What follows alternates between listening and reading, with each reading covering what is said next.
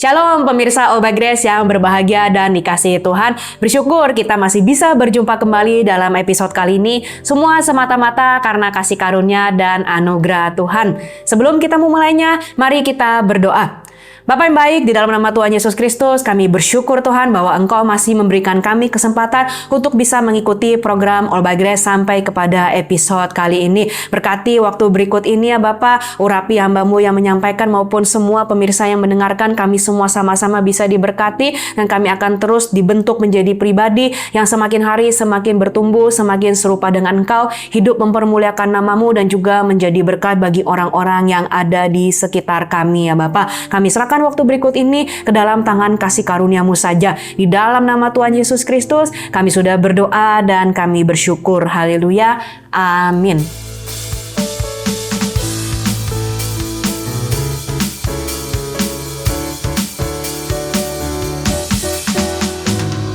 Kecaplah dan lihatlah betapa baiknya Tuhan itu. Rasakan dan nikmati kasih setia Tuhan. Kecaplah dan lihatlah betapa baiknya Tuhan itu. Rasakan dan nikmati kasih setia Tuhan. Syukur bagimu Tuhan, segala hormat bagimu Tuhan.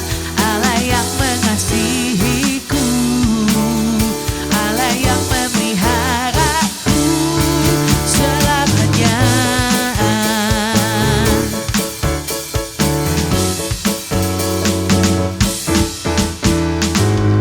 Kecaplah dan lihatlah betapa baiknya Tuhan itu.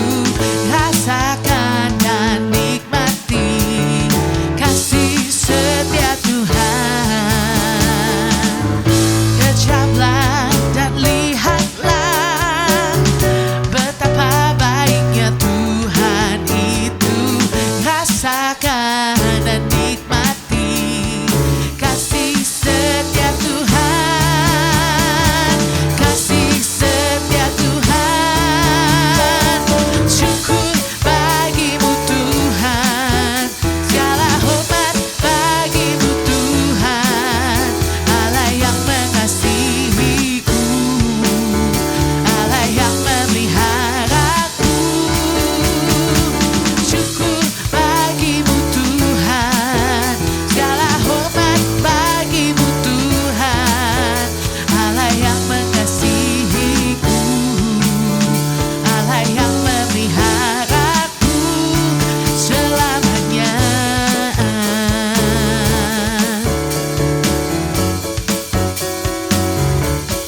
Selamanya.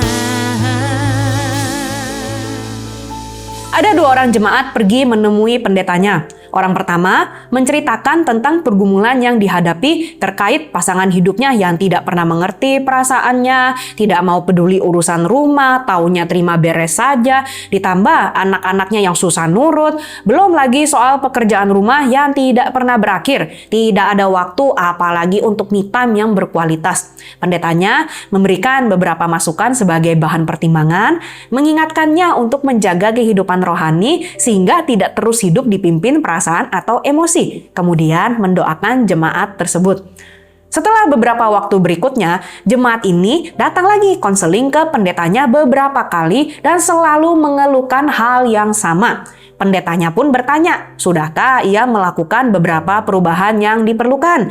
Tetapi jemaat tersebut malah tersinggung, tidak terima, bahkan menganggap pendetanya tidak mengerti pergumulan yang dirasakannya. Orang tersebut pergi mencari jemaat lain dan menceritakan semua masalahnya yang ujung-ujungnya sampai juga ke telinga pendetanya lagi. Semua yang diceritakan berputar-putar di dalam lingkaran yang sama. Jemaat yang kedua juga menceritakan masalah yang hampir mirip dengan jemaat pertama. Sang pendeta juga memberikan beberapa masukan yang perlu dipertimbangkan, sekaligus mengingatkan tentang pentingnya menjaga kehidupan rohani agar tetap bisa kuat. Beberapa waktu kemudian, pendeta tersebut menyaksikan perubahan dalam diri jemaat ini. Dia tampak lebih semangat, perkataannya penuh iman dan kekuatan, dan seiring berjalannya waktu, keluarganya menyaksikan adanya perbedaan dalam diri orang ini, dan situasinya pun perlahan mulai berubah. Apa perbedaan di antara kedua orang tersebut?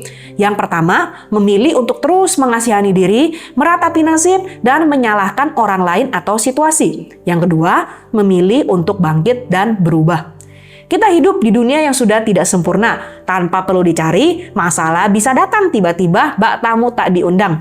Setiap orang di dunia ini pernah mengalami masa-masa sulit. Ada yang bergumul dengan masalah keuangan, ada yang sakit penyakitnya belum kunjung sembuh, ada yang menghadapi masalah dalam keluarga, studi, pekerjaan, pelayanan, dan lain sebagainya. Namun pertanyaannya, jika semua orang memang sama-sama menghadapi masalah, mengapa ada orang yang bisa menang, tetapi ada yang malah semakin terpuruk? Jawabannya sederhana, yaitu bagaimana seseorang merespon saat diperhadapkan dengan masalah. Tidak jarang, ketika masalah datang bertubi-tubi, kita bisa merasa lemah, sendirian, dan jika tidak diselesaikan, ini bisa berkembang menjadi sikap hati yang berbahaya, yaitu mengasihani diri. Jika boleh jujur, kita semua pasti pernah berada di titik tersebut karena saya sendiri pernah mengalaminya. Kita merasa diri kita yang paling malang, paling menderita, seolah-olah pergumulan kita lah yang paling berat. Banyak kali isi doa kita meskipun awalnya ingin mencurahkan isi hati kepada Tuhan, tetapi ujung-ujungnya menjadi mengeluh, tidak terima, dan berkata, "Mengapa harus aku Tuhan? Mengapa tidak orang lain? Kok mereka bisa bahagia? Apakah Tuhan pilih kasih?" Dan lain sebagainya. Jika terus dipelihara, sikap mengasihani diri sangatlah berbahaya. Seringkali bisa membuat masalah kecil menjadi besar dan masalah besar menjadi lebih besar lagi. Akhirnya, itu tidak hanya merugikan diri sendiri, tetapi juga merugikan orang lain, dan hal demikian tidaklah berkenan di hati Tuhan. Sebenarnya, kita tahu sikap seperti ini salah, tetapi kita mungkin belum mengerti apa yang menyebabkan kita bisa jatuh dalam lubang mengasihani diri. Tema program All by Grace episode kali ini adalah mengapa aku suka mengasihani diri. Kiranya melalui renungan yang akan dibahas, kita dapat mengerti apa yang melatar belakangi sikap sedemikian dan bagaimana agar kita tidak terperangkap lagi dalam lingkaran yang tidak sehat ini. Mengapa aku suka mengasihani diri? Yang pertama, karena aku merasa hidupku jauh lebih susah dan menderita daripada orang lain. Hal ini bisa terjadi karena suka membanding-bandingkan diri dengan orang lain. Kita tentu sudah tidak asing lagi dengan istilah rumput tetangga lebih hijau, yang arti sederhananya adalah kehidupan orang lain selalu lebih baik dibandingkan kehidupan kita. Apalagi di zaman modern, media sosial menjamur di mana-mana, dengan mudahnya kita bisa mengintip kehidupan orang-orang yang kita kenal, termasuk para artis, atlet, bintang film, atau selebgram.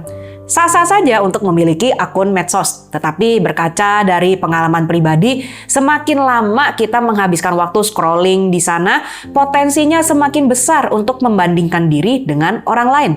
Saat melihat postingan teman yang pergi plesiran ke luar negeri, kita bertanya-tanya, kapan ya giliranku? Saat melihat postingan teman yang sedang foto keluarga, kita bertanya, kok mereka harmonis dan rapi sekali? Keluarga saya mau foto bersama aja mesti ribut dulu. Atau melihat postingan penghargaan yang diperoleh orang lain, kita mengeluh, tidak ada yang menghargai apa yang aku kerjakan. Cepat atau lambat, mood yang tadinya oke juga bisa rusak. Dan kita jadinya mengasihani diri, kok hidupku begini banget? Lalu kita bisa menghakimi, mereka hidupnya tidak pernah susah. Coba kalau mereka mengalami seperti yang aku alami. Penulis Amsal memperingatkan kita akan bahayanya membanding-bandingkan diri dengan orang lain yang bisa melahirkan perasaan iri hati, yaitu yang tertulis di dalam kitab Amsal pasal 14 ayat yang ke-30. Hati yang tenang menyegarkan tubuh, tetapi iri hati membusukkan tulang. Itulah sebabnya tidak heran kalau semakin kita iri, semakin kita menderita. Ironisnya, banyak orang secara tidak sadar menjadikan penderitaan hidup sebagai kompetisi. Saat seseorang mulai bercerita tentang pengalaman hidupnya, orang yang lain menyelak dengan berkata, "Oh, itu tidak sebanding dengan apa yang aku alami." Lalu orang berikutnya berkata, "Ah, itu belum seberapa. Nih, coba dengar ceritaku." Rasanya cukup aneh mendengarkan orang seperti berlomba-lomba tentang siapa yang hidupnya paling susah dan paling layak dikasihani. Kebiasaan ini tentu tidak sehat yang membuat kita akhirnya semakin terjebak dalam pusaran mengasihani diri. Beberapa dari kita mungkin ingin menjawab, tapi kenyataannya hidupku memang menderita. Ya, penderitaan dan rasa sakit itu nyata. Mengalami kehilangan bukanlah sesuatu yang bisa dianggap remeh. Semua orang menderita, dan pengalaman kita satu sama lain tentu berbeda. Tetapi, apakah dengan membanding-bandingkannya dengan orang lain itu akan meringankan bebannya? Apakah masalah akan terselesaikan dengan mengasihani diri? Tentu tidak. Mengasihani diri justru membuat energi kita terkuras, harapan kandas, dan sukacita terampas. Ada seorang ibu yang mengalami masalah bertubi-tubi. Dia pernah diperlakukan secara tidak senonoh oleh orang yang dia percaya saat masih remaja, mengalami keguguran yang menyakitkan, dan ketika masih berusia 30-an tahun, dia didiagnosis menderita kanker dan suaminya yang sedang dalam tahap magang harus pindah tugas keluar kota sehingga mereka semua harus ikut pindah. Dia sendirian di kota yang baru, jauh dari keluarga, dan harus mengurus 3 anaknya yang masih balita. Dia merasa iri dengan teman-temannya yang suaminya punya pekerjaan stabil, tidak perlu berpindah-pindah lokasi, memiliki waktu untuk liburan keluarga, yang memiliki kesehatan prima, dan berbagai kelebihan lainnya. Semakin dia membanding-bandingkan, semakin dia mengasihani diri, semakin dia terpuruk sampai akhirnya dia berkata, "Tuhan, aku sudah lelah, bawa saja aku pulang." Namun di satu sisi, dia menyadari masih ada tanggung jawab untuk merawat anak-anaknya. Jadi apapun perasaannya, mau tidak mau, dia harus menjalani tugasnya. Seiring berjalannya waktu, Tuhan membukakan matanya terhadap berkat-berkat kecil yang ada di sekitarnya. Walaupun masih kecil, anak-anaknya sangatlah pengertian dan mau menolong. Tuhan juga mengingatkan dia bahwa suaminya menimba ilmu untuk mendapatkan peluang kerja yang lebih baik agar bisa memenuhi kebutuhan keluarganya. Dan yang paling penting, Tuhan masih memampukan dia untuk dapat beraktivitas, mengurus rumah tangga dan anak-anak meskipun masih dalam tahap pengobatan. Mengingat hal-hal demikian, semangatnya pun dibangkitkan kembali. Saya juga pernah mengalaminya saat pandemi COVID-19. Anak saya harus mengikuti sekolah online yang mana tugasnya semakin banyak, semakin ribet. Belum lagi fokus anak yang mudah teralihkan sehingga ikut sekolah online seperti percuma saja. Karena ujung-ujungnya saya harus mengajar ulang berhubung dia belum sepenuhnya menanggap penjelasan guru.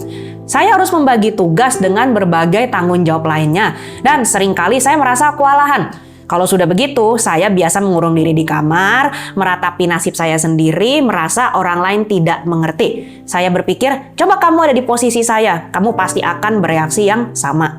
Lucunya, setelah emosi mereda, saya jadi malu sendiri. Karena kalau dipikir-pikir, sebenarnya masalahnya tidak besar-besar sekali, tetapi saya yang membesar-besarkannya. Itulah mengasihani diri.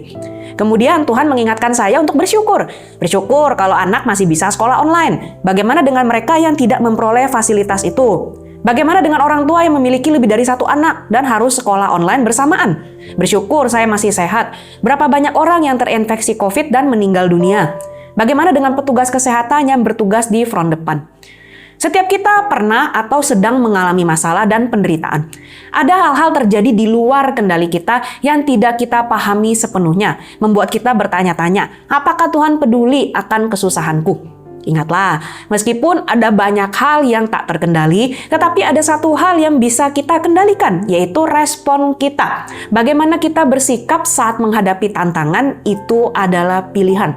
Apakah mau meratapi nasib atau mau bersyukur? Mungkin sebagian dari kita merasa tidak terima. Aku lagi kena masalah, kok disuruh bersyukur? Saya pernah bertanya yang sama, tetapi Tuhan menjawab saya, apakah dengan mengeluh dan marah membuat kamu lebih baik? Ketika berusia 17 tahun, baru saja lulus SMA dan bersiap untuk kuliah, Johnny Erickson Tada pergi berenang bersama saudara perempuannya. Saat melompat masuk ke dalam air, rupanya air tersebut dangkal dan kepalanya menghantam dasar kolam. Johnny mengalami patah tulang leher dan kerusakan sistem saraf yang membuat dia lumpuh dari bagian leher sampai ke bawah. Setelah menghabiskan waktu di rumah sakit, dia pulang dalam kondisi tidak berdaya dan memilih mengurung diri di kamar selama 1 bulan, menangisi dirinya yang saat itu tidak bisa apa-apa dan berpikir lebih baik mati saja. Namun setelah sebulan dalam kondisi demikian, dia berdoa, "Tuhan, kalau memang aku masih harus hidup, tunjukkan bagaimana aku harus menjalaninya." Menyadari dia tidak bisa terus seperti ini, dia mulai membuka pintu untuk orang-orang mengunjunginya. Mereka berdoa untuknya dan membaca Alkitab bersama-sama. Seorang teman membuka ayat dari 1 Tesalonika 5 ayat 18 yang berbunyi demikian, "Mengucap syukurlah dalam segala hal, sebab itulah yang dikehendaki Allah di dalam Kristus Yesus bagi kamu." Johnny merasa tidak terima karena menurut dia apa yang bisa disyukuri dari keadaannya. Dia tidak mau menjadi orang yang berpura-pura bersyukur padahal tidak merasa demikian. Temannya berkata bahwa bersyukur bukanlah soal perasaan, tetapi soal pilihan. Dan dasar dia bersyukur adalah pribadi Tuhan yang tetap baik apapun yang terjadi. Akhirnya, Johnny mulai bersyukur untuk hal-hal kecil dalam hidupnya dan perlahan tapi pasti semangatnya pulih kembali. Sampai sekarang, Johnny masih melayani, bersaksi kepada banyak orang, melukis, merilis buku, dan mendirikan organisasi Johnny and Friends untuk membantu para penyandang disabilitas. Ketimbang mencari 1001 macam alasan untuk mengeluh, mengapa kita tidak belajar mencari 1001 macam alasan untuk bersyukur? Paling tidak, sebagai anak-anak Tuhan, kita bersyukur bisa mengenal Yesus sebagai Tuhan dan Juru Selamat. Yesuslah alasan yang bisa membuat kita tetap bersyukur meskipun masalah datang bertubi-tubi. Inilah yang dikatakan oleh pemazmur di dalam Mazmur pasal 42 ayat yang kelima. "Mengapa engkau tertekan, hai jiwaku, dan gelisah di dalam diriku? Berharaplah kepada Allah, sebab aku akan bersyukur lagi kepadanya, penolongku dan Allahku." Ada seseorang yang mengalami kesulitan secara beruntun. Karena sudah tidak tahan, dia mengeluh kepada pasangannya dan bertanya mengapa hidupnya menderita seperti ini. Pasangannya lantas memberi jawaban yang menemplak. "Kalau kamu tidak pernah mempertanyakan berkat Tuhan atasmu, mengapa kamu mempertanyakan penderitaan yang Tuhan izinkan terjadi?" Artinya, jika berbicara perihal berkat, kita jarang sekali bertanya kepada Tuhan, "Kenapa aku ya Tuhan yang diberkati sampai seperti ini?" Kita merasa seolah-olah layak untuk mendapatkan berkat-berkat itu karena sudah bersikap baik, setia, rajin, dan lain sebagainya. Sementara saat ada penderitaan yang terjadi, kita bertanya, "Kenapa ya Tuhan aku harus menderita seperti ini?"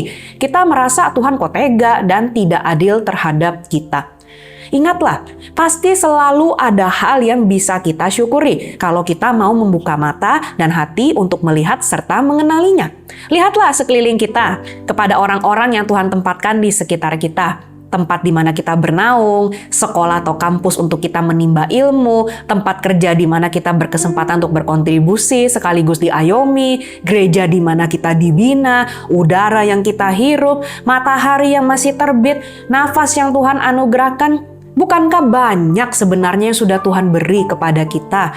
Jangan sampai kita sibuk membanding-bandingkan diri dengan orang lain, sibuk memandangi rumput tetangga, kita lupa merawat rumput kita sendiri. Akhirnya nanti jadi makin tidak terawat dan kita makin mengeluh.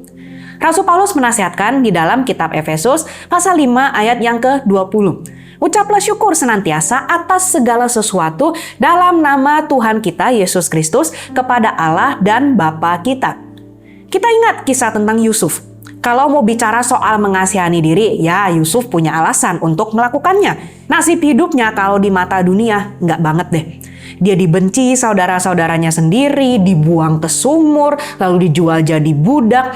Setelah hidup sepertinya fine-fine saja, dia difitnah oleh istri tuannya yang membuat dia dipenjarakan secara tidak adil. Di sana, dia bertemu dengan dua mantan pegawai istana Firaun dan melalui karunia yang Tuhan berikan, Yusuf bisa mengartikan mimpi mereka berdua yang kemudian menjadi kenyataan.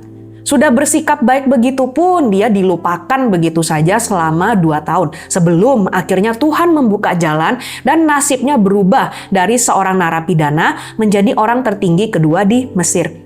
Seandainya saja Yusuf memilih membanding-bandingkan nasibnya dengan orang lain lalu mengasihani diri, maka tentu jalan ceritanya akan berbeda. Tetapi dia tidak mau ditundukkan oleh sikap sedemikian. Dia memilih untuk tetap bersandar penuh kepada Tuhan dan percaya pada rencananya. Tuhan membawa dia melewati proses satu demi satu sambil Yusuf juga menjaga sikap hatinya. Sampai akhirnya apa yang menjadi mimpi di masa mudanya itu pun tergenapi dalam waktu dan kehendak Tuhan.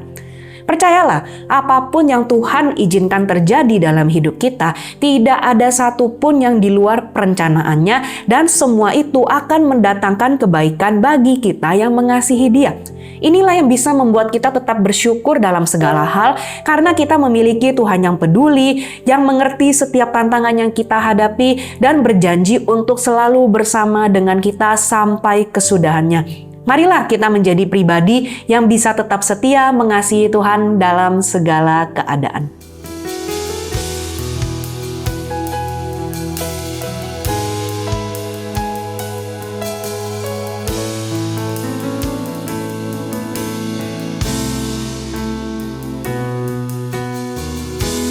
Banyak yang kau perbuat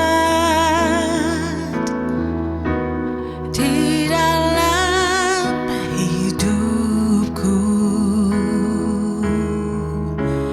Rancangan indahmu terjadi di hidupku. Bapa yang mengerti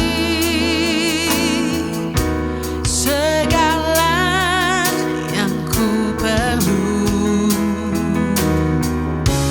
kasih-Mu sempurna nyata dalam hidupku.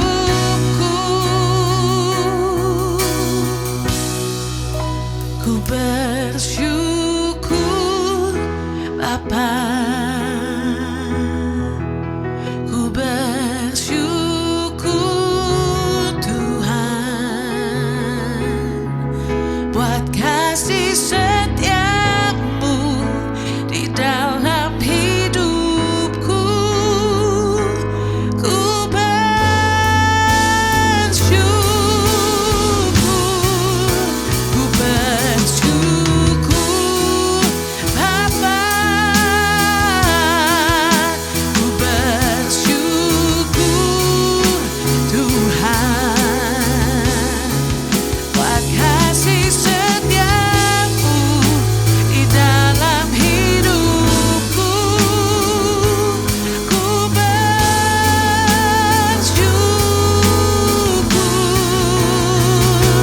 Tuhan, ku bersyukur Tuhan, ku bersyukur Bapa, ku bersyukur Tuhan buat kasih setia-Mu di dalam hidupku. Ku bersyukur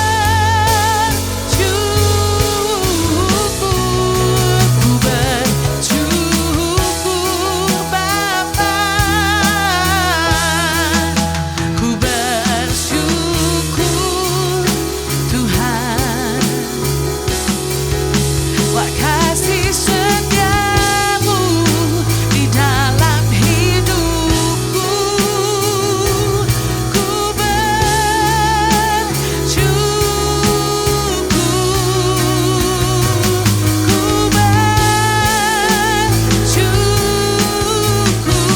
Ku bersyukur, ku bersyukur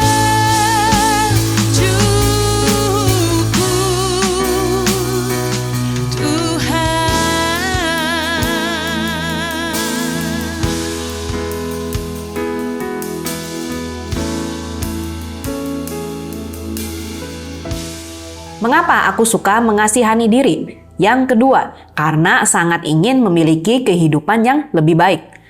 Ada seorang remaja yang awalnya hidup senang, bahagia, dan puas dengan apa yang Tuhan berikan kepadanya. Meskipun hidup sederhana, tetapi dia tidak pernah kekurangan. Suatu kali, dia mendapat undangan pesta ulang tahun dari salah satu anak yang populer di sekolah. Merasa terhormat mendapat undangan seperti itu, dia mempersiapkan pakaian yang bagus dan hadiah yang menarik untuk dibawa ke pesta. Setibanya di sana, dia begitu terpesona oleh mewahnya dekorasi ruangan yang ada. Selagi dia duduk, dia melihat satu persatu teman yang lain datang dan perlahan tapi pasti, rasa minder mulai menggeliat di dalam dirinya. Dia melihat teman-teman yang lain datang dengan gaun pesta yang mewah, membawa hadiah-hadiah yang besar yang dibungkus dengan kertas kado yang keren.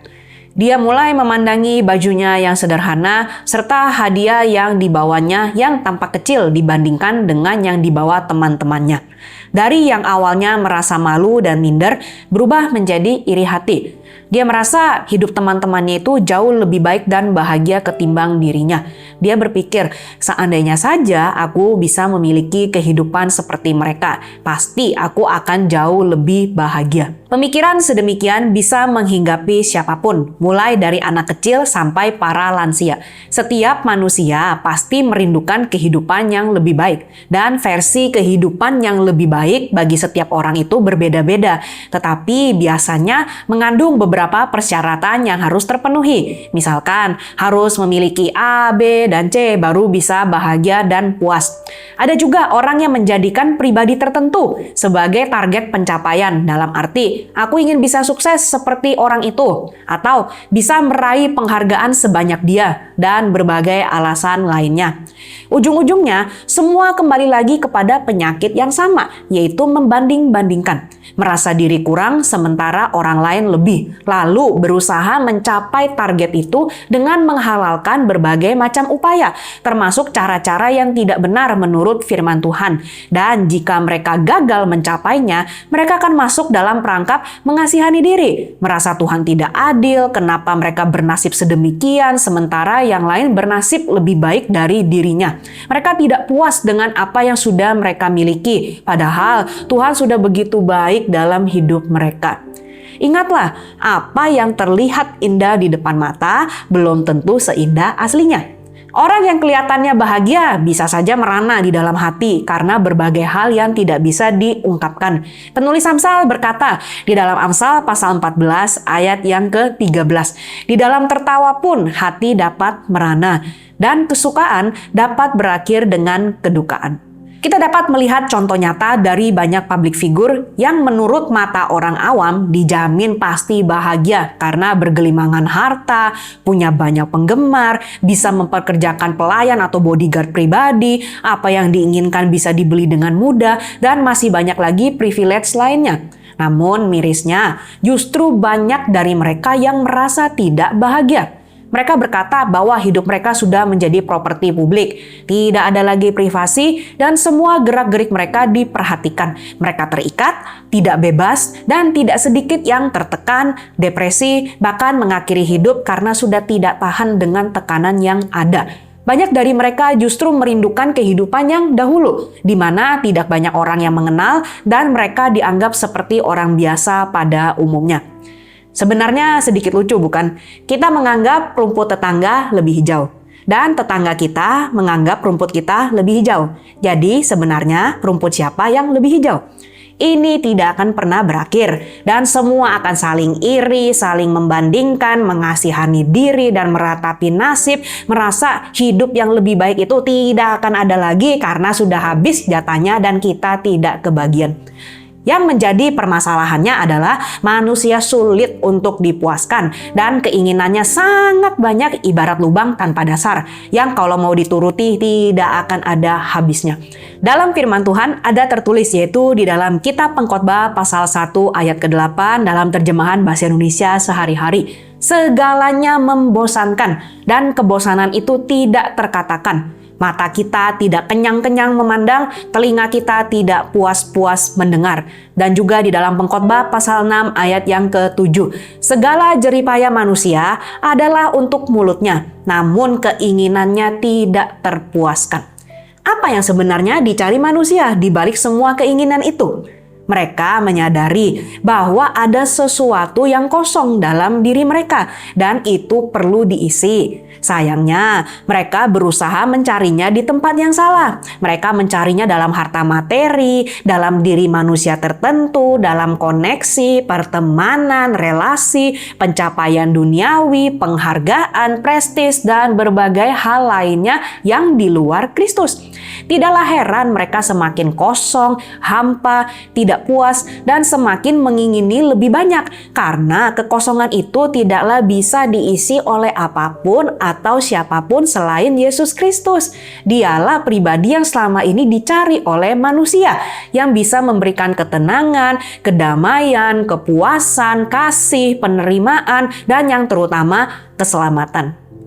Banyak orang meragukan apakah benar jika Yesus saja itu cukup. Tapi kita sudah melihat bahkan mengalami bahwa semua hal lain yang berlimpah itu tidak bisa memuaskan kita. Jadi mengapa kita tidak mencoba datang kepada Yesus hari ini? Dia memberikan sebuah janji yang luar biasa bagi mereka yang datang kepadanya, yaitu di dalam Yohanes pasal 6 ayat yang ke-35. Kata Yesus kepada mereka, "Akulah roti hidup. Barang siapa datang kepadaku, ia tidak akan lapar lagi. Dan barang siapa percaya kepadaku, ia tidak akan haus lagi." Saat kita mengalami, melihat, dan merasakan sendiri bagaimana Yesus itu benar-benar cukup bagi kita, maka kita tidak akan lagi mencari kepuasan dalam barang atau orang. Uniknya, kita justru bisa merasa cukup dengan apa yang ada sekarang, berbahagia, bersyukur, dan menikmati berkat yang Tuhan berikan. Ya, walaupun secara ukuran manusia tidaklah besar, tetapi itu tidak masalah, karena Yesuslah yang menjadi harta berharga kita. Dalam firman Tuhan tertulis demikian, yaitu di dalam kitab Amsal pasal 15 ayat yang ke-16. Lebih baik sedikit barang dengan disertai takut akan Tuhan daripada banyak harta dengan disertai kecemasan. Ada seseorang yang sejak kecil sudah menunjukkan bakat di bidang tarik suara. Dia bernyanyi di gereja lokal lalu diundang untuk mengisi program radio Kristen. Suatu kali dia mendapatkan tawaran yang menggiurkan, yaitu untuk mengikuti audisi menjadi penyanyi latar bagi sebuah grup yang terkenal di masa itu. Godaan nama besar, dikenal banyak orang, mendapatkan untung banyak, membuat dia mengikuti audisi tersebut dan dinyatakan lulus. Namun, di situ dia merasa tidak damai dan terjepit. Kalau dia memilih jalur karir ini, dia akan mendapatkan semua yang dia inginkan, tetapi kehidupan rohaninya dipertaruhkan. Hatinya galau harus memilih yang mana. Sang ibu yang terus mendoakan anaknya agar bisa memilih dengan benar, menaruh secari kertas berisi beberapa baris puisi di atas piano di rumah mereka. Besok harinya, dia melihat kertas itu dan saat membacanya, dia tahu keputusan apa yang harus diambil. Dia menolak tawaran itu dan memilih untuk tetap bernyanyi bagi Tuhan.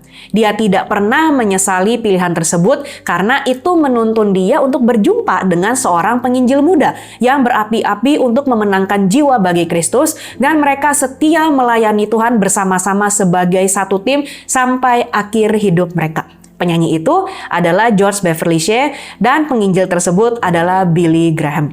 Puisi yang Tuhan pakai untuk mengubah arah hidupnya saat itu berbunyi demikian. Aku lebih memilih Yesus daripada tepukan tangan manusia. Aku lebih memilih setia kepada panggilannya. Aku lebih memilih Yesus daripada ketenaran duniawi. Aku lebih memilih setia kepada nama kudusnya.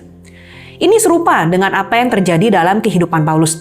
Di mata dunia, Paulus bisa saja dianggap bodoh karena melepaskan kehidupan yang menurut mereka lebih baik demi bisa mengikut Yesus yang belum tentu akan berakhir baik di mata dunia. Tetapi setelah perjumpaan pribadi dengan Yesus, Paulus telah menemukan kehidupan yang lebih baik. Dia berkata pada salah satu suratnya, yaitu di dalam surat Filipi pasal yang ketiga ayat 7 sampai ayat yang ke-8. Tetapi apa yang dahulu merupakan keuntungan bagiku, sekarang kuanggap rugi karena Kristus. Malahan segala sesuatu kuanggap rugi karena pengenalan akan Kristus Yesus Tuhanku lebih mulia daripada semuanya. Oleh karena dialah aku telah melepaskan semuanya itu dan menganggapnya sampah supaya aku memperoleh Kristus. Inilah sebabnya mengapa dia juga bisa berkata demikian pada pasal berikutnya, yaitu di dalam Filipi pasal 4 ayat yang ke-12 sampai ayat yang ke-13. Aku tahu apa itu kekurangan, dan aku tahu apa itu kelimpahan. Dalam segala hal dan dalam segala perkara, tidak ada sesuatu yang merupakan rahasia bagiku. Baik dalam hal kenyang maupun dalam hal kelaparan, baik dalam hal kelimpahan maupun dalam hal kekurangan. Segala perkara dapat kutanggung di dalam Dia yang memberi kekuatan kepadaku. Tidak ada kehidupan yang lebih baik selain kehidupan yang dijalani bersama dengan Yesus. Dia memang tidak menjamin bahwa langit biru, padang berumput hijau, dan air yang tenang selalu menghiasi hidup kita. Ada kalanya kita dibawa melewati lembah bayang maut yang kelam. Tetapi kita tidak perlu menangisi nasib kita di bawah lembah sana dan iri terhadap mereka yang sedang menikmati rumput hijau. Karena kita tahu bahwa Tuhan yang sama akan menuntun kita melewati setiap musim kehidupan. Ada seseorang yang terlahir dalam keluarga di mana setiap anak dituntut untuk menjalani kehidupan sesuai ekspektasi atau harapan dari orang tua. Saudara-saudaranya yang lain memilih untuk nurut-nurut saja, sementara orang ini merasa tidak fit in atau tidak cocok. Orang tuanya menganggap dia lain sendiri dan suka tidak akur dengan kakak-kakaknya, sehingga akhirnya dia dipulangkan kembali ke kampung. Di situ dia merasa down dan kecewa. Kenapa orang tuanya memperlakukan dia sedemikian, bahkan membandingkannya dengan saudara yang lain.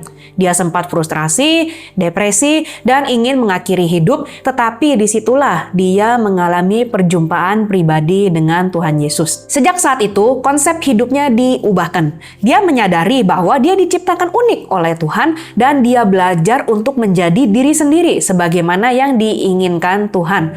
Perlahan tapi pasti, dia mulai merintis usaha yang nantinya berkembang menjadi banyak. Mendapatkan kehormatan untuk terlibat dalam berbagai kerjasama yang secara manusia tampak mustahil bisa mendapatkannya, serta berbagai privilege lainnya. Kehidupannya diberkati, bahkan sampai keluarganya sendiri angkat topi atas kesuksesan yang diraih. Kemudian, di tengah kejayaan usahanya, dia mendapat panggilan untuk melayani Tuhan sepenuh waktu. Meskipun manusia bisa memiliki pandangan yang berbeda, tetapi bagi orang tersebut, kehidupan yang lebih baik adalah kehidupan yang dijalani sesuai kehendak Tuhan, bukan ekspektasi orang lain. Sampai sekarang, dia masih taat dan setia melayani Tuhan, tetap hidup berbahagia, diberkati tanpa harus membandingkan diri dengan orang lain. Jadi, tidak perlu lagi mengasihani diri karena kita sudah dikasihi oleh Bapa kita di sorga. Tidak perlu lagi mendambakan kehidupan yang sama seperti orang lain karena jalan hidup yang Tuhan berikan adalah unik untuk kita masing-masing, tetapi sudah pasti yang terbaik. Rancangannya adalah damai sejahtera dan penuh harapan. Dengan demikian, kita akan lebih bisa bersyukur, dan dengan bersyukur, kita akan lebih berbahagia, lebih penuh damai, penuh sukacita, dan itu akan mengalir keluar kepada orang-orang di sekitar kita, membuat mereka juga bisa ikut bersukacita. Inilah hidup yang indah, menjadi berkat, dan mempermuliakan nama Tuhan. Karena itu, janganlah takut dalam menjalani kehidupan ini, karena apapun situasi dan kondisi yang kita alami, Tuhan kita tidaklah berubah, dan di dalam Dia kita tidak akan goyah.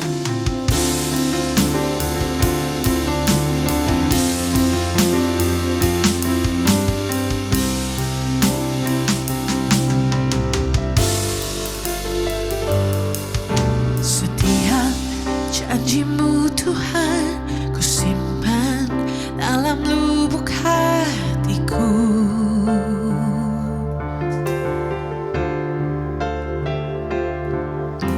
Lewati setiap masalah, tiap tetes air mata dalam hidupku.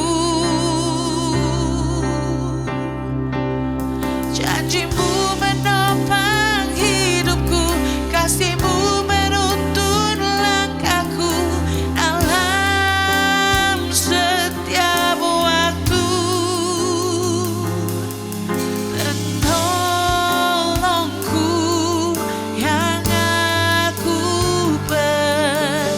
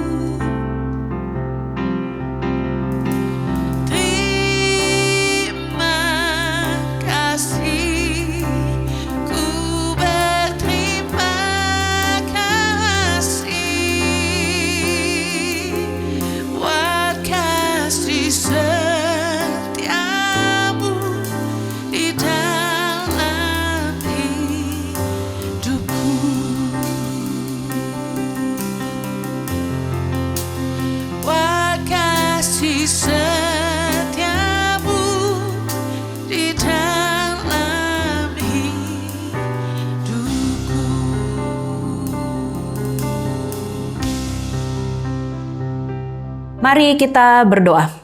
Tuhan, kami bersyukur ya Bapa untuk perenungan dari kebenaran firman Tuhan yang sudah kami dengar.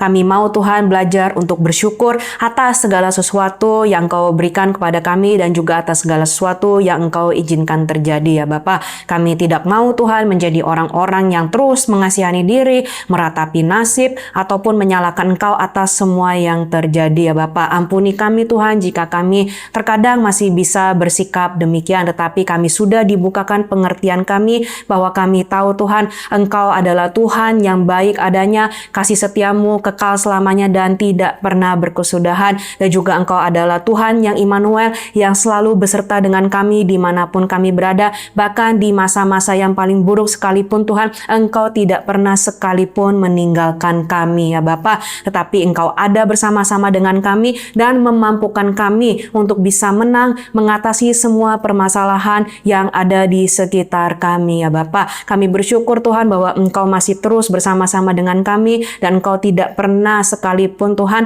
meninggalkan kami ya Bapa. Kami mau menjadi orang-orang yang bisa mengerti untuk bersyukur, tidak membanding-bandingkan diri dari kehidupan kami dengan kehidupan orang lain, tetapi kami bisa menjadi orang-orang yang hidup berkemenangan, bahkan menjadi orang-orang yang lebih dari seorang pemenang ya Bapa. Kami bersyukur Tuhan atas kebenaran firman yang sudah kami dengar ini ya Bapa. Hanya di dalam nama Tuhan Yesus Kristus kami sudah berdoa dan kami mengucap syukur. Haleluya. Amin. Ya, saat ini saya mau berdoa bagi saudara-saudari yang sedang mengalami masalah secara beruntun. Belum selesai satu, datang lagi masalah yang lain. Padahal sudah mencoba untuk tetap percaya, berharap, namun kok sepertinya Tuhan lama banget untuk menjawab. Tuhan tidak bertindak apa-apa. Jadi merasa Tuhan itu tidak peduli, tidak adil, atau pilih kasih. Ya, masalah bisa menghampiri siapapun. Dan seringkali kita merasa bahwa masalah kita lah yang paling berat, sehingga berpotensi mengasihani diri.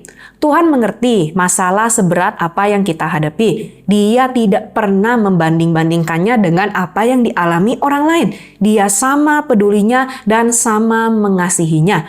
Jangan biarkan iblis menipu kita dengan menaburkan benih-benih yang salah tentang Tuhan, yang tidak sesuai kebenaran. Jadi kita perlu menjaga hati dan terus memenuhi diri dengan apa yang benar tentang Tuhan, supaya kita tidak terjebak lagi dalam mengasihani diri dan meratapi nasib yang membuat kita menjadi sulit untuk maju dan malah semakin tenggelam di dalam keraguan. Ya, mari kita sama-sama berdoa.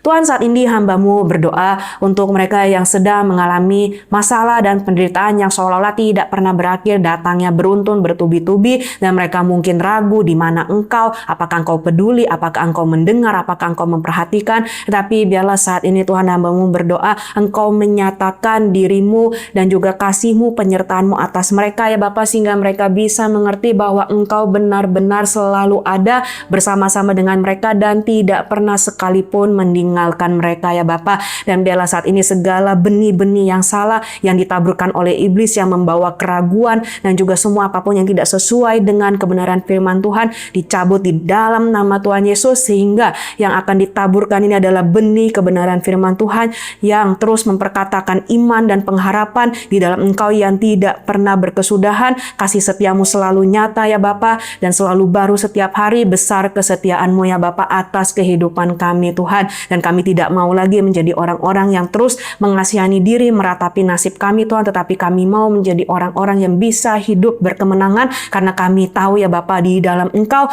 kami adalah orang-orang yang lebih dari pemenang ya Bapa. Terima kasih Tuhan Yesus, hanya di dalam nama-Mu yang kudus kami sudah berdoa dan kami mengucap syukur. Haleluya. Amin. Ya, saat ini juga saya mau berdoa bagi saudara-saudari yang masih sampai sekarang merasa bahwa hidup orang lain itu jauh lebih enak dibandingkan hidup saudara atau saudari. Ya, orang lain punya masalah, itu betul. Tapi kok kayaknya dia tetap bisa happy-happy aja menjalaninya. Ya, itu yang terlihat di luar. Siapa yang tahu apa yang ada di dalam? Betapa bergumulnya orang tersebut dalam menghadapi itu semua. Atau bisa jadi orang itu mengerti bahwa dia memiliki Tuhan yang jauh lebih besar dari semua masalah, sehingga dia memilih tidak mau terpuruk dalam mengasihani diri, tetapi belajar untuk percaya, berharap, dan berjalan dengan iman. Ingatlah, kalau terus membanding-bandingkan diri dengan orang lain, kita jadinya abai dengan hidup kita sendiri. Kita sulit untuk bisa bersyukur, sulit melihat kebaikan yang sudah Tuhan kerjakan, dan malah bisa iri dengan orang lain lalu menyalahkan Tuhan.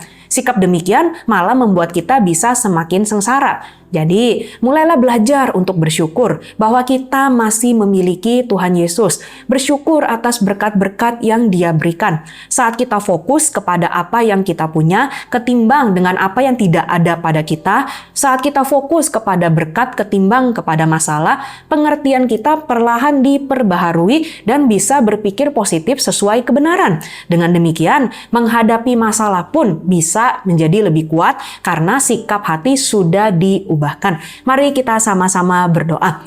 Tuhan, saat ini hamba-Mu berdoa untuk orang-orang yang mungkin sampai saat ini masih terus membandingkan kehidupannya dengan kehidupan orang lain. Kok kelihatannya orang lain itu dia punya masalah tapi masalahnya nggak berat-berat banget dibandingkan dengan kehidupan mereka yang masalahnya itu seolah-olah paling berat dan juga beruntun datangnya bertubi-tubi. Tetapi saat ini Tuhan, hamba-Mu berdoa ya Bapa, bahwa dalam segala apapun masalah yang mereka hadapi, mereka tetap bisa ingat dan mereka tetap bisa bersyukur bahwa selama Engkau masih ada, Engkau masih bertahta Tuhan di sana ya Bapa, dan Engkau masih bertahta di atas kehidupan kami, maka tidak ada satupun hal yang terjadi di luar perencanaan-Mu, tidak ada satu hal yang terjadi di luar kendali-Mu ya Bapa, tetapi semua apapun Tuhan yang terjadi di dalam kehidupan setiap anak-anak-Mu, pada akhirnya semua akan mendatangkan kebaikan bagi setiap kami yang mengasihi Engkau ya Bapa. Ajar kami Tuhan untuk tetap bisa percaya Bapa, dan kami tidak mau terpengaruh oleh situasi dan kondisi yang ada di sekitar kami Tuhan. Masalah tidak akan bisa menghancurkan kami, tetapi masalah Tuhan akan menjadikan kami pribadi yang semakin lebih kuat dan juga semakin dekat dengan Engkau ya Bapa, dan karakter kami Tuhan akan terus diperbaharui dan semakin hari kami menjadi semakin serupa dengan Engkau ya Bapa. Dan saat kami merasa tidak kuat, saat kami merasa tidak mampu Tuhan, biarlah Roh Kudus-Mu yang akan memampukan kami untuk tetap bisa berjalan di dalam iman, dan pengharapan kami tidak akan hilang ya Bapa, karena Engkau sudah menjanjikannya sedemikian Tuhan. Maka kami akan melihat bagaimana kehidupan kami akan menjadi kehidupan yang berbeda ya Bapa, karena kami tahu kami memiliki Engkau Tuhan yang tidak pernah meninggalkan kami. Engkau Allah yang tidak pernah berubah dari dahulu, sekarang, dan sampai selama-lamanya ya Bapa. Kami tidak akan lagi terjebak dalam kehidupan yang terus membanding-bandingkan dengan diri orang lain, dan kami juga tidak mau Tuhan menjadi orang yang terus mengasihani diri dan meratapi nasib ya Bapa, tetapi kami mau menjadi orang-orang Tuhan yang terus berpengharapan di dalam Engkau ya Bapa, karena kami tahu Tuhan pengharapan kami di dalam Engkau tidak akan pernah tergoncangkan oleh apapun juga ya Bapa. Di dalam nama Tuhan Yesus kami sudah berdoa dan kami mengucap syukur. Haleluya. Amin. Ya, mari kita bawa semua pergumulan dan permasalahan apapun saat ini yang sedang kita hadapi, kita bawa ke hadapan Tuhan, dan kita percaya bahwa Tuhan adalah Allah yang sanggup memberikan jalan keluar dan akan memampukan kita untuk bisa melewati itu semuanya. Dan juga sekaligus kita akan mengakhiri program All by Grace episode kali ini. Mari kita sama-sama berdoa. Tuhan, saat ini kami bawa semua apapun yang menjadi doa, pergumulan, kerinduan hati, tantangan, masalah apapun yang kami hadapi ya Bapa. Dalam hal apapun juga Tuhan, kami tahu ya Bapak, walaupun masalah boleh ada, tetapi Engkau jauh lebih besar daripada semua masalah yang kami hadapi Tuhan. Maka kami bawa semua apapun yang menjadi beban dan pergumulan hidup kami Tuhan. Engkau berfirman Tuhan bahwa kami menyerahkan semua kekhawatiran kami kepadamu, karena kami tahu Tuhan Engkau Allah yang selalu memelihara kami ya Bapak. Dan kami mau Tuhan untuk tetap setia melakukan apa yang menjadi bagian kami, dan kami menyerahkan apa yang tidak bisa kami kerjakan dengan tangan kami secara manusia Bapak kepada tangan-Mu Tuhan, karena kami tahu Engkau adalah Allah yang sanggup melakukan jauh melampaui apa yang kami doakan atau kami pikirkan ya Bapa. Dan saat jawaban doa itu nanti kami terima Tuhan, kami tidak malu untuk bersaksi Tuhan bahwa ada satu Tuhan yang luar biasa, ada satu Tuhan yang peduli, yang mengerti semua apapun permasalahan yang kami hadapi, dan juga yang sanggup memberikan jalan keluar melampaui apa yang kami pikirkan, yaitu Engkau Yesus Kristus namanya ya Bapa. Dan kami bersyukur Tuhan untuk program All by Grace episode kali ini yang sudah memberkati kami semua ya Bapa, dan juga yang terus akan menguatkan kami untuk bisa berjalan di dalam takut akan Engkau. Dan tiba saatnya kami akan mengakhiri program All by Grace episode kali ini, dan mari umat Tuhan kita buka kedua tangan kita dan kita akan terima berkat yang berasal daripada Tuhan. Diberkatilah kiranya seluruh segi aspek kehidupan kita, mulai dari jasmani, jiwani, rohani sampai kepada materi. Diberkatilah semua apapun yang dikerjakan oleh kedua tangan kami Tuhan, Engkau jadikan berhasil ya Bapa. Keluar masuk kami Tuhan ada berkat dan ada penyertaan-Mu, kebajikan dan kemurahan belaka akan selalu mengikuti kami sepanjang hidup kami, dan kiranya kasih setia dari Allah Bapa dan juga kasih sayang penyertaan dari Tuhan kita Yesus Kristus, kuat kuasa, urapan, penghiburan dari Roh Kudus akan senantiasa menyertai kita semuanya loh dari saat ini sampai nanti Maranatha Tuhan Yesus datang yang kedua kalinya. Kita semua yang sudah terima berkat ini sama-sama kita katakan amin. Dengan demikian, berakhirlah sudah program All by Grace episode kali ini. Jangan lewatkan episode berikutnya di Jumat mendatang pada waktu yang sama, yaitu pukul 18.30 waktu Indonesia bagian Barat. Jangan lupa untuk follow sosial media kami di Instagram, YouTube, TikTok, atau Facebook, dan bagikan link program All by Grace ini kepada sanak famili, teman, atau kenalan kita semua, sehingga mereka pun juga bisa diberkati, mengalami pemulihan sebagaimana kita sudah mengalaminya juga. Shalom, Tuhan Yesus memberkati. Dengan hati bersyukur masuk di hadirat-Mu, membawa pujian bagi-Mu Yesus. Ku memandang wajah-Mu, bersuka di depan-Mu, sambil menceritakan kasih-Mu. Ku mengangkat tanganku, bersorak-sorak